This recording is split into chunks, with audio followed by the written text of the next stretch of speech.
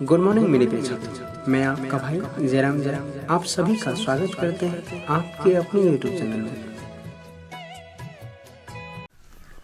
चलिए दोस्तों, आज हम पढ़ने वाले हैं भौतिक राशि, यानी इनका पार्ट 2 है विज्ञान और मापन का। तो आज हम पढ़ने वाले हैं भौतिक राशि क्या होता है, इनकी परिभाषा को देखते हैं। तो दोस्तों, हम भौतिक राशि की परिभाषा हम अगर देखें तो आप अनुभव किए होंगे कि भौतिक राशि से हम अनुभव की बात करें तो हम अगर ये कहें कि जैसे अगर बात करें कि आपकी घर और आपकी पड़ोसी घर के बीच की जो दूरियां हैं उसको आप क्या कहेंगे? यही कहेंगे कि लंबाई है। अर्थात ये जो हमारा लंबाई है ये हमारा भौतिक राशि है। ठीक है। अब अगर हमें ये बात कहने में क्या आपत्ति है कि हम यह कहें कि वे व्यवहारिक अनुभव जिनको संख्या द्वारा व्यक्त कर सकते हैं, ठीक है, तथा उनको भली भांति समझ सकते हैं, भौतिक राशि कहलाता है। क्योंकि हम क्या करते हैं, सिर्फ अनुभव करते हैं कि हम किसी चीज़ को कैसे नापेंगे, क्या नापेंगे, क्या लंबाई है, चौड़ाई है, ऊंचाई है, क्या है। ठीक है, तो ये हमारा राशि होता है। तो हम इनको ऐसे ही लिखेंगे, वे व्यवहारिक अनुभव, वे व्यवहारिक अनुभव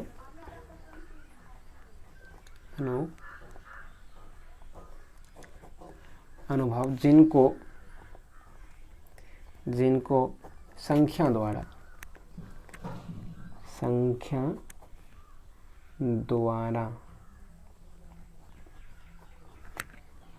व्यक्त कर सकते हैं,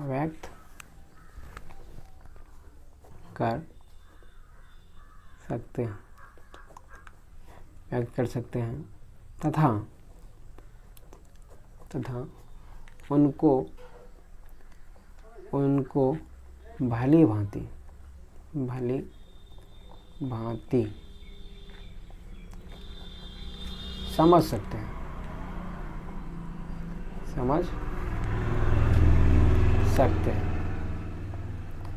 समझ सकते हैं, भौतिक राशि कहलाता है, भौतिक राशियां कहलाता है, भौतिक राशियां कहलाता है। ठीक है, ये कहने में हमें कोई आपत्ति नहीं है, क्योंकि हम एक व्यवहारिक अनुभव की बात कर रहे हैं कि वे व्यवहारिक अनुभव जिनको संख्या द्वारा व्यक्त कर सकते हैं तथा उनको भली भांति समझ भी सकते हैं कि आखिर हम ये क्या कर रहे हैं। ठीक है, इसी प्रकार से अगर इसकी उदाहरण की बात करें, उदाहरण यानी हम सिर्फ यह कहें कि क्या हो सकता है, जैसे लंबाई ये राशि हो सकता है, द्रव्यमान राशि हो सकता है। फिर अगर क्या करें, ताप की बात करें तो ताप भी एक राशि होता है। और विद्युत धारा की बात करें, ये भी एक राशि होता है। उसी प्रकार से ज्योति तीव्रता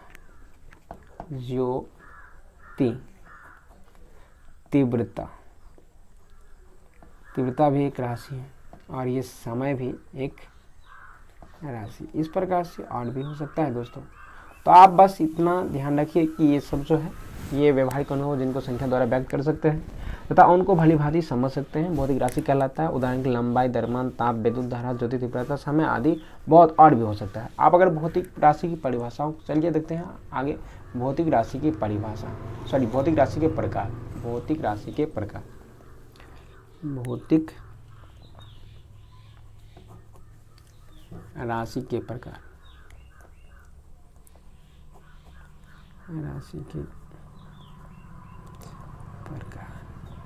ठीक है।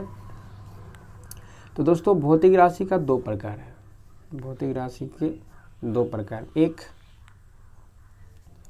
मूल राशि,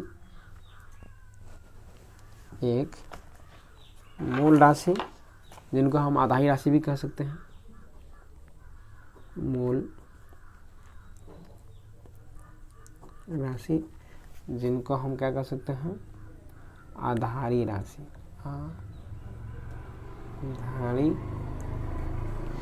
आधारी राशि।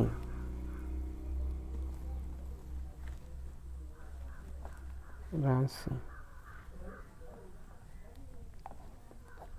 या हम इसे कर सकते हैं बेस क्वांटिटीज या बेसिक क्वांटिटीज, बेसिक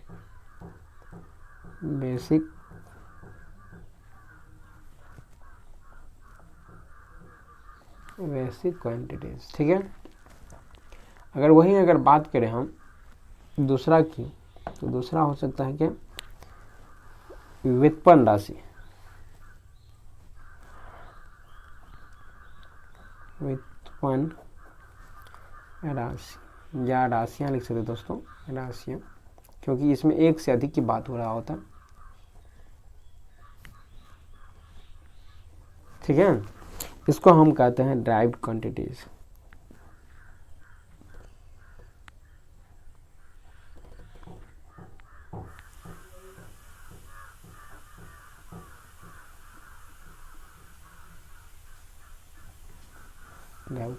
ठीक है, अब एक एक करके हम इनकी परिभाषाओं को समझते हैं कि इनकी परिभाषाएं क्या हो सकती है। ठीक है, तो सबसे पहले हम देखते हैं कि भौतिक राशि में जो पहला राशि है वह है मूल राशि अर्थात आधारी राशि।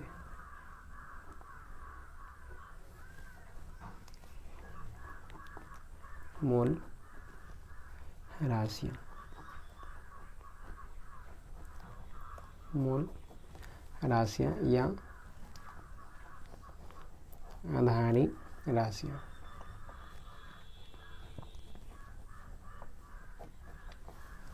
ठीक है, इनको समझते हैं। सबसे पहले ये राशि जो है, इनको अगर हम व्यक्त करें तो इनको व्यक्त करने के लिए या फिर किसी भी प्रकार से ये जो राशि है ये किसी अन्य राशि पर निर्भर नहीं करता, या हम कह सकते हैं कि वे राशि जिसे व्यक्त करने के लिए किसी अन्य राशियां की ज़रूरत नहीं पड़ती है, किसी अन्य राशि की ज़रूरत नहीं पड़ती है, उससे हम क्या कहते हैं, मूल राशि या आधारी राशि। या हम कह सकते हैं वे हैं आधारी राशि, वे राशि हैं जो स्वतंत्र है मानी जाती है, जो स्वतंत्र मानी जाती है, जो किसी अन्य पर निर्भर नहीं होती। तो हम इनकी परिभाषा लिख सकते हैं, वे राशियां,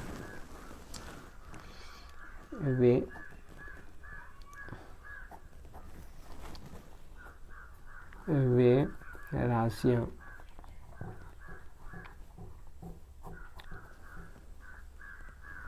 जो स्वतंत्र हो, जो स्वतंत्र हो,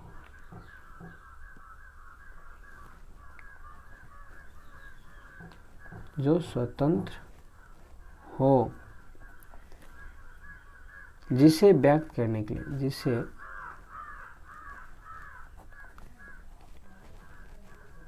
व्यक्त करने के लिए, करने के लिए किसी अन्य राशि, किसी अन्य राशि, किसी अन्य राशि की जरूरत नहीं पड़ती है, नहीं पड़ती है, मूल राशि कहलाता है। मूल राशियां कहलाता है।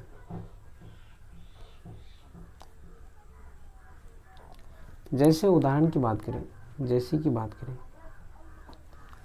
लंबाई,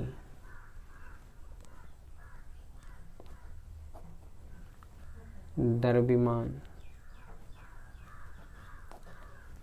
समय, द्रव्यमान, समय, इस प्रकार से और भी राशि हैं। अगर हम पूरी राशि की बात करें तो ये सब मिलाकर के दोस्तों 7 राशियां हैं। सब मिलाकर कितने हैं, या हम कह सकते हैं कि मूल राशि 7 होते हैं। मूल राशि 7 होते हैं। ये भी याद रखिएगा कि मूल राशि कितने होते हैं, 7 होते हैं। ठीक है, अब आगे चलते हैं और समझते हैं कि हमारा जो व्युत्पन्न राशि है वो क्या होता है। फिर से इनको एक बार देख लेते हैं कि इसमें हम सबसे पहले देखिए भौतिक राशि क्या होता है, यानी फिजिकल क्वांटिटीज, वे व्यवहारिक अनुभव जिनको संख्या द्वारा व्यक्त कर सकते हैं तथा उनको भली भांति समझ सकते हैं, भौतिक राशि कहलाता है। उदाहरण के रूप में देखें तो लंबाई, द्रव्यमान, ताप, विद्युत धारा, ज्योति तीव्रता, समय आदि ये सब क्या हो गया, भौतिक राशि है। भौतिक राशि दो प्रकार होती है, मूल राशि और आधारी राशि। बेस क्वांटिटीज यानी बेसिक क्वांटिटीज कहा जाता है, व्युत्पन्न राशि ड्राइव क्वांटिटीज कहा जाता है, और मूल राशि या आधारी राशि हम कह सकते हैं कि वे राशियां जो स्वतंत्र हो, जिसे व्यक्त करने के लिए किसी अन्य राशि की जरूरत नहीं पड़ती हो, मूल राशि कहलाता है। लंबाई, द्रव्यमान, समय आदि ये सब क्या है, मूल राशि ही। और जैसे मूल राशि 7 होते हैं, तो अब 7 होते हैं तो 7 को लिखाया जाएगा, आगे पढ़ेंगे और अच्छे से। ठीक है, आप हमारे वीडियो को रेगुलर देखिए, आपको सब समझ में आ जाएगा। ठीक है, अब चलते हैं भौतिक राशि की बात व्युत्पन्न राशि की बात करते हैं। व्युत्पन्न राशि की बात करते हैं, या फिर समझिए लेते हैं कि ये जो हमारी राशि है, मूल राशि वह 7 कौन कौन है। मूल राशि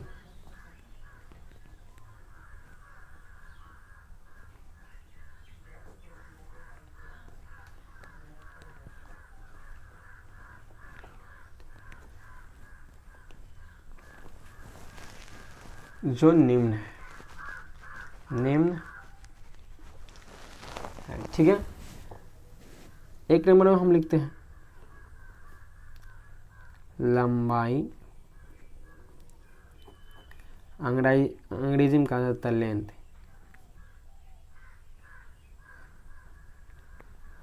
ठीक है, 2 नंबर में है द्रव्यमान, इनको अंग्रेजी में, और 3 नंबर में है समय,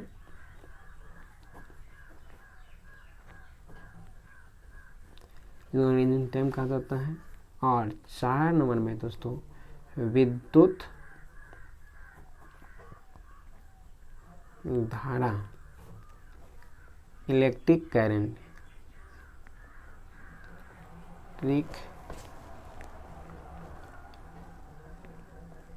इलेक्ट्रिक करंट। ठीक है, इस प्रकार से अगर हम बात करें पांचवा की, तो पांचवा है ताप यानी टेम्परेचर।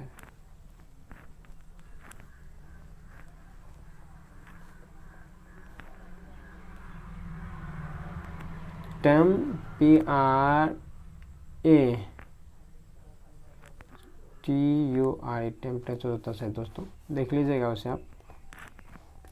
ज्योति तीव्रता,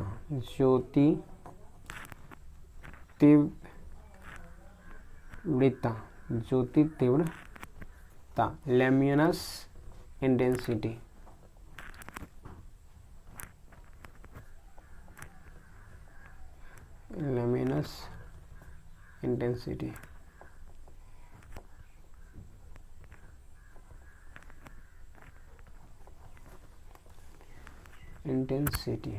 ठीक है। और 7वां है पदार्थ का परिमाण,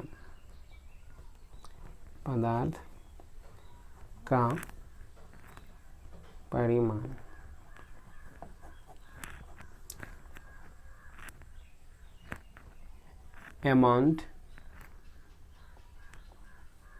of substance लिख सकते हैं।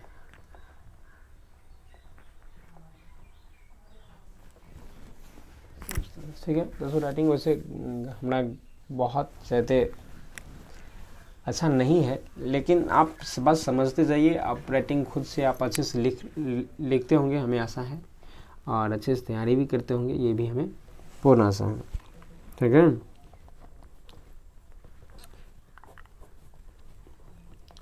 आप देखते हैं कि व्युत्पन्न राशियाँ क्या होती हैं, इनकी परिभाषा।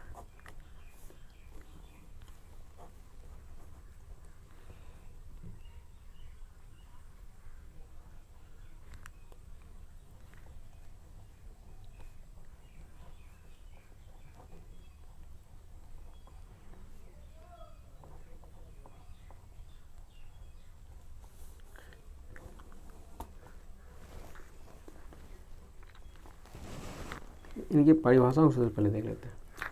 परिभाषा दोस्तों इनको ये दे सकते हैं कि वे राशियाँ या जो राशि जो राशि मूल राशि पर निर्भर होता है, ठीक है, जो राशि मूल राशि पर निर्भर होता है उसे हम क्या कहते हैं, व्युत्पन्न राशि कहते हैं। या कह सकते हैं वे भौतिक राशि जो मूल राशियों पर या मूल राशियों से मिलकर के बना होता है। वे भौतिक राशियाँ,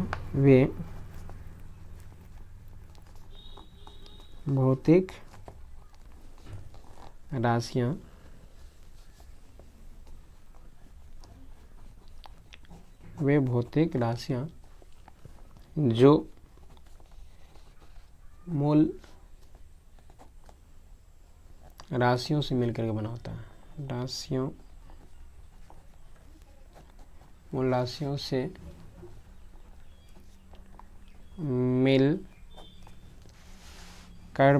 मिलकर बने होते हैं, उसे या उस राशि को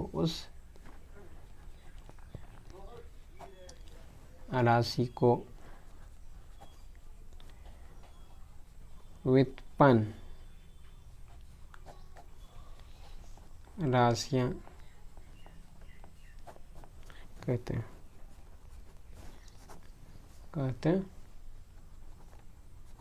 ठीक है, कि वे भौतिक राशि जो मूल राशि से मिलकर बने होते हैं उस राशि को व्युत्पन्न राशि कहते हैं। अगर उदाहरण की बात करें तो हम उदाहरण के लिए यहाँ देख सकते हैं,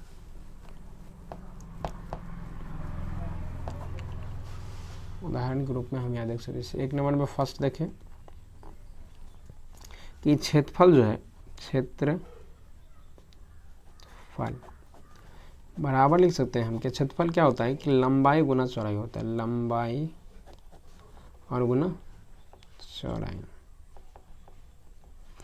तो जो लंबाई है वह मूल राशि है और ये चौड़ाई भी मूल राशि है, और ये क्षेत्रफल जो है ये हो गया व्युत्पन्न।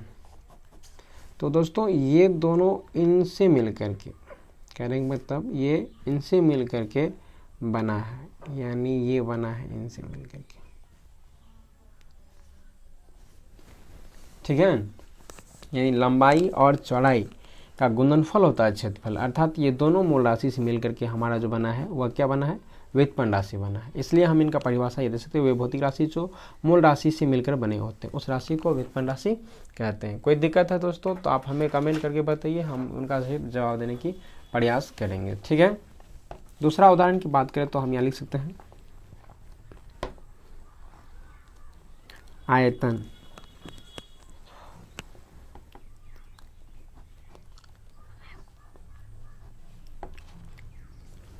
आयतन भी क्या होता है दोस्तों, लंबाई गुना चौड़ाई और गुना क्या होता है, ऊंचाई। तो जो लंबाई है अभी जस्ट देखिए कि एक मूल राशि है और चौड़ाई भी मूल राशि है और ऊंचाई भी मूल राशि है। अगर ये सब मूल राशि है तो हमारा आयतन जो है ये व्युत्पन्न राशि है, तो व्युत्पन्न राशि है, यानी ये मूल राशि और ये मूल राशि, ये तीनों मिल करके जो बनाया है वे हमारा व्युत्पन्न राशि बनाया है, ठीक है।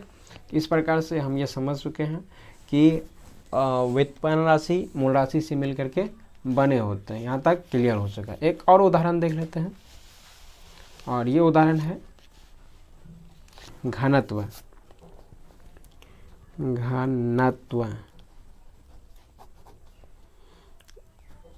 घनत्व जो होता है दोस्तों वह होता है द्रव्यमान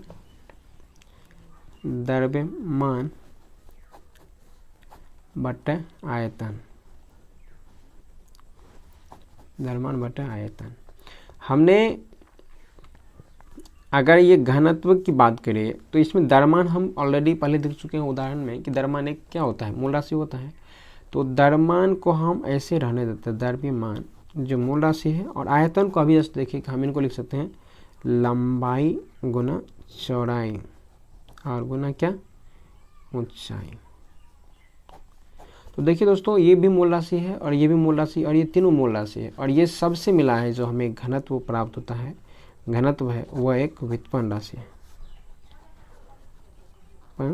राशि है। तो ध्यान रखेंगे कि ये सब कैसे कैसे होता है। ठीक है, एक और देख लेते हैं हम, चौथा चाल। बहुत पढ़े होंगे, बच्चे से पढ़ते आ रहे हैं। चाल बराबर होता है दूरी बटा समय। दूरी दोस्तों ये भी मूल राशि है, जिनको हम लंबाई भी लिख सकते हैं।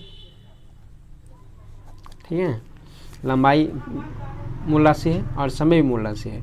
अब ये दोनों से मिलकर के बना है हमारा चाल, तो क्या हो जाएगा, चाल व्युत्पन्न राशि हो जाएगा, व्युत्पन्न राशि हो जाएगा। ठीक है, इस प्रकार से और भी हो सकता है बहुत, और भी हम